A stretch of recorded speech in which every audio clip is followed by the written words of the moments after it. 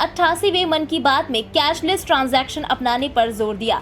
देश को संबोधित करते हुए उन्होंने कहा कि लोगों को कैशलेस डे आउट करना चाहिए। आज छोटे से गांव में रहने वाले लोग भी यूपीआई का इस्तेमाल कर रहे हैं। ये दुकानदार और ग्राहक दोनों के लिए हितकारी है।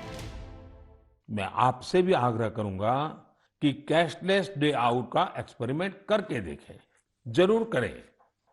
साथियों, पिछले कुछ सालों में भीम यूपीआई तेजी से हमारी इकोनॉमी और आदतों का हिस्सा बन गया है।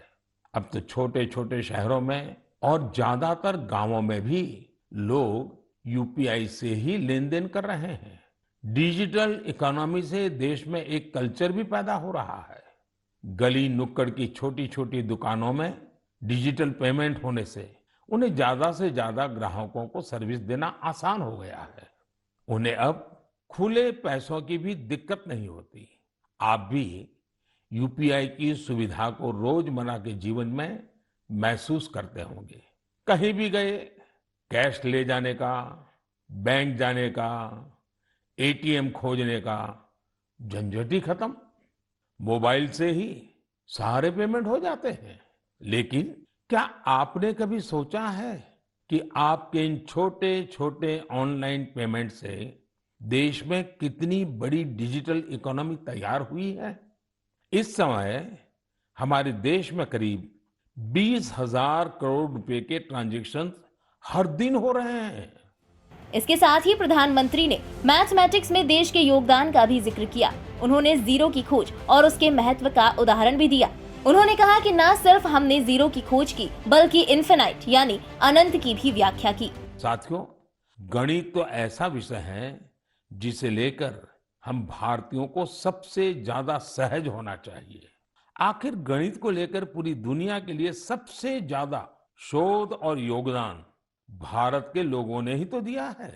शून्य यानी जीरो की खोज और उसके महत्व के बारे में आपने खूब सुना भी होगा। अक्सर आप ये भी सुनते होंगे कि अगर जीरो की खोज न होती तो शायद हम दुनिया की इतनी वैज्ञानिक प्रगति भी न देख पाते। कैलकुलस से लेकर कंप्यूटर्स तक ये सारे वैज्ञानिक आविष्कार जीरो पर ही तो आधारित हैं। भारत के गणितज्ञों और विद्वानों ने यहां तक लिखा है कि यत् किंचित वस्तु तत्सर्वम, यत् किंचित वस्तु तत्सर्वम गणितेन बिना नहीं, गणितेन बिना नहीं। अर्थात इस पूरे ब्रह्मांड में जो कुछ भी है वो सब कुछ गणित पर ही आधारित है। आप विज्ञान की पढ़ाई को याद करिए तो इसका मतलब आपको समझ आ जाएगा। विज्ञान का हर प्रिंसिपल एक मैथमेटिकल फॉर्मूला में ही तो व्यक्त किया जाता है। न्यूटन के लॉज हो, आइंस्टाइन का फेमस इक्वेशन, ब्रह्मांड से जुड़ा सारा विज्ञान एक गणित ही तो है। अब तो वैज्ञानिक भी थियरी ऑफ एवरीथिंग की चर्चा करते हैं, यानी एक ऐसा सिंगल फॉर्मूला जिससे ब्रह्मांड की हर चीज को अभिव्यक्त किया जा सके। गणित के सहारे वैज्ञानिक समझ के इतने विस्तार की कल्पना हमारे ऋषियों ने हमेशा से की है। हमने अगर शून्य का आविष्कार किया तो साथ ही अनंत यानी इन्फिनिट को भी एक्सप्रेस किया है। सामान्य बोलचाल में जब हम संख्याओं और नंबर्स की बात करते हैं तो मिलियन, बिलियन और ट्रिलियन तक बोलते और सोचते हैं। लेकिन वेदों में और भारतीय गणित में ये गणना बहुत आगे तक जाती है। वहीं मन की बात में पीएम मोदी ने प्रधानमंत्री संग्रहालय के बारे में भी बात की। उन्होंने कहा कि प्रधानमंत्री संग्रहालय देश की अमूल्य विरासत से युवाओं को जोड़ने में मदद कर रहा है। इसके साथ ही पीएम मोदी ने युवाओं को छुट्टियों में दोस्तों के साथ म्यूजियम घूमने का आह्वान भी किया। इस बार मुझे सबसे ज्यादा चिट्ठियां और संदेश किस विषय को लेकर मिली है?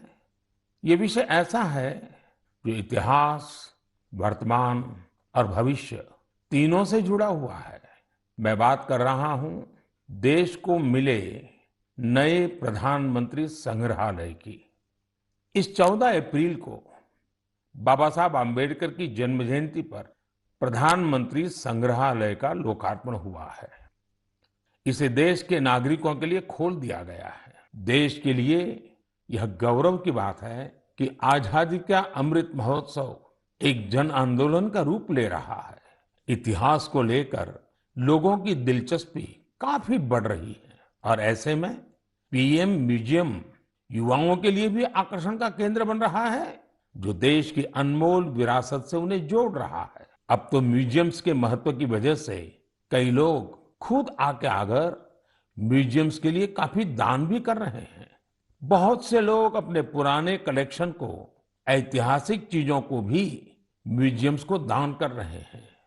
आप जब ऐसा करते हैं तो एक तरह से आप एक सांस्कृतिक पूंजी को पूरे समाज के साथ साझा करते हैं। भारत में भी लोग अब इसके लिए आगे आ रहे हैं। मैं ऐसे सभी निजी प्रयासों की भी सराहना करता हूं। आज बदलते हुए समय में और कोविड प्रोटोकॉल्स की वजह से संग्रहालयों में नए तौर तरीके अपनाने पर जोर दिया जा रहा है। म्यूजियम्स में डिजिटाइजेशन पर भी फोकस बढ़ा है। आप सब जानते हैं कि 18 मई को पूरी दुनिया में इंटरनेशनल म्यूजियम डे मनाया जाएगा। इसे देखते हुए अपने युवा साथियों के लिए मेरे पास एक आइडिया है। क्यों ना आने वाली छुट्टियों में आप अपने दोस्तों की मंडली के साथ किसी स्थानीय म्यूजियम को देखने जाएं। पीएम मोदी ने मन की बात में जल की महत्ता पर भी प्रकाश डाला। उन्होंने कहा कि जल संचयन आज की जरूरत है। वाल्मीकि रामायण में भी जल संचयन पर जोर दिया गया है। यहाँ तक कि हड़प्पा सभ्यताओं में भी जल संचयन की एडवांस इंजीनियरिंग का उदाहरण मिला है। इस खबर में फिलहाल इतना ही। देश दुनिया की अन्य खबरों के लिए सब्सक्राइब करें इंडिया पब्लिक खबर के YouTube चैनल को और बेल आइकन दबाना बिल्कुल ना भूलें।